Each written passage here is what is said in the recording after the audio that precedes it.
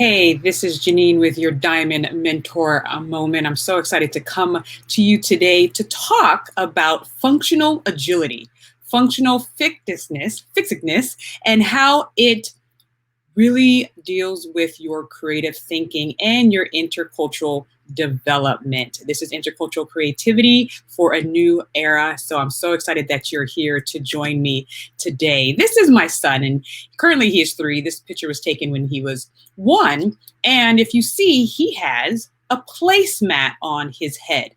Now, he has never seen me put a placemat on my head, nor his father. We don't walk around with placemats on our head.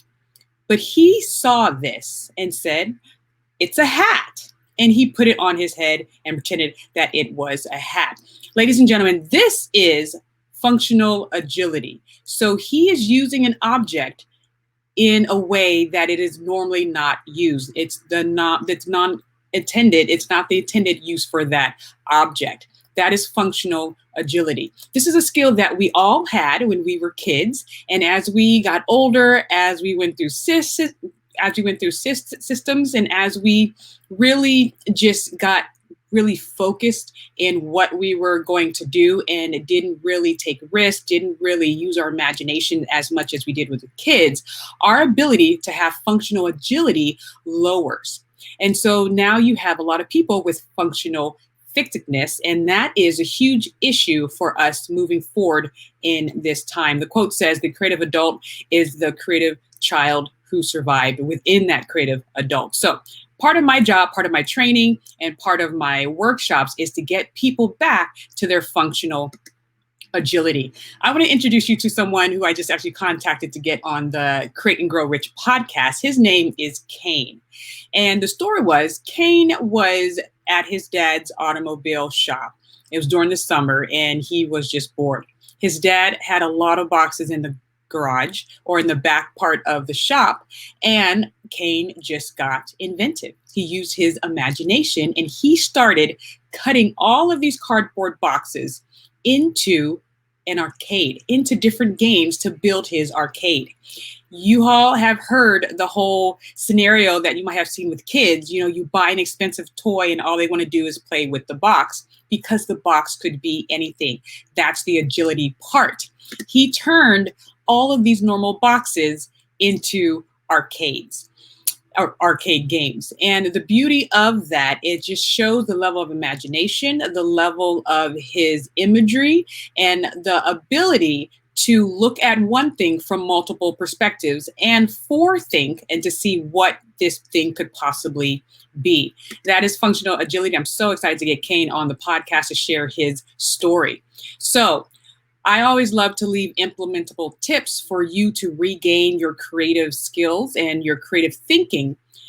A wonderful example or wonderful activity people do to show functional fixedness is they give you items and they ask you to tack the candle to the wall, and you have to look at the items that you have. And of course, our minds are fixed with the original way that these items are used. Nails used to nail things, hammer used to strike things, matches used to light things up, and a candle is used to be lit. But now your brain needs to shift perspective and say, what other way can I use this item? So one thing that you can do at home is just re-engage with the mundane, re-engage with items that you see every day. It could be your coffee cup, it could be a box of oils, it could be, your lip gloss. Just what's a different way that you can use it to get a problem solved in a new way? I know growing up, I really looked at that.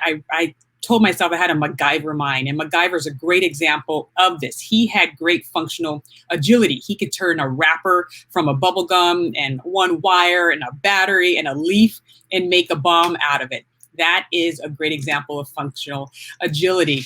Here's a business example, because I do work with corporations and organizations, so I love to make that business connection. PepsiCo had an issue. They knew that, society is being more health conscious, so they wanted to lower the amount of salt in their products, but not necessarily lower the amount of salt taste that the consumers love and crave. And so the scientists were just racking their brains. The R&D department was just struggling to find a way. And someone sauntered in an environment that wasn't meant for food production. They sauntered in a lab that was seeking for ways to deal with osteoporosis. And we know that bone disease and salty snacks have nothing in common, but they discovered a low sodium salt-like substance during this time in this osteoporosis lab experiment that they ended up being just aware of. So this allowed PepsiCo to solve the problem in a completely novel way, an innovation based on an idea that originated in a completely different business for a completely different purpose. That is functional agility, being exposed to new ways of using something that you've seen used one particular way. You guys know I love my research. All of our trainings and my talks and my books are backed and supported by research. I also want to talk about functional bias, okay? So we do a lot of bias training and unconscious belief training and really bringing these psychological elements, these cognitive biases to the forefront. And since I'm talking about functional agility and functional fixedness, I want to talk about functional bias as well. Out of the Harvard Business Review, they wrote that when we're hiring people or when we're assembling our teams, a lot of times we have functional bias. We're looking for people who think like us, right? So we gravitate towards the people who think and express themselves in a similar way as we do. As a result, organizations often end up with like-minded teams. When this happens, we have what we call functional bias and low cognitive diversity. I'm going to do a whole other Diamond Mentor moment on cognitive diversity, which is different than demographical diversity. And we'll talk about what that is. But functional bias is a problem for teams facing new, uncertain, and complex situations. Because with little cognitive diversity, the different ways people think, the team will have limited ability to see things differently and engage in different ways, like experimenting versus analyzing. People have stronger ways of connecting the unconnected, or different ways of creating new options. So when you're making your team, when you're putting your people together, you're bringing on people on board, you want to be aware of functional bias. Am I just hiring this person or selecting this person because they think like me? So being aware of that, because you want people to add perspective to your group. Here's another example that I have for my son. By the way, he is my #1 case study. He's 3 right now. And so as I develop all of my curriculums, my books, he is one of my main subjects that I observe and I report on. He had three grapes in his hand. And this was back when he was about to turn 2. And he just said, it's a triangle. Now, normally I would use this example for imagery, how to use your imagination and how to really place images, almost like an AR system. But I'm using this example for functional agility because he looked at these 3 spheres, these 3 grapes, and saw it in a different way. And so he basically saw the outline of a triangle, and to him, that is now a triangle. So I want you to think about different ways that you can see your objects in your life in a different way. But the last point I want to make is, how about seeing yourself as a functionally agile person? When I see my son, he's just not a boy. In the morning, you know, he's a gardener. He's looking at the grass and one of the drains down there. By 12, he's taking apart a radio. So he's like a technician of some sort. By 2, he's a botanist. And then he's an engineer. And then he's making a mean brownie. So he's a baker as well. I am not telling him, what do you want to be when you grow up? What's that one thing you want to be when you grow up? I'm asking him, what problem would you like to solve? Or many problems?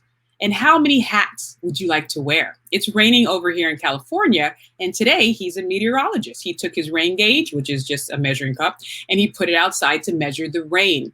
he gets the freedom to understand that he doesn't have to be just one thing. He can be whatever he wants to be at whatever time. He can fluctuate and have a multifunctional life because, as we said in the Medici Effect, the book that says creativity and innovation happen at the intersection of disciplines, cultures, and experiences. So for him to have an array of an experience is going to support and develop his creativity. So I want to challenge you as you end this week and start to think about really building something of purpose for this next era, this next decade. What about your functional agility? What different things do you see that you can be, different hats that you wear that help you see situations in new ways?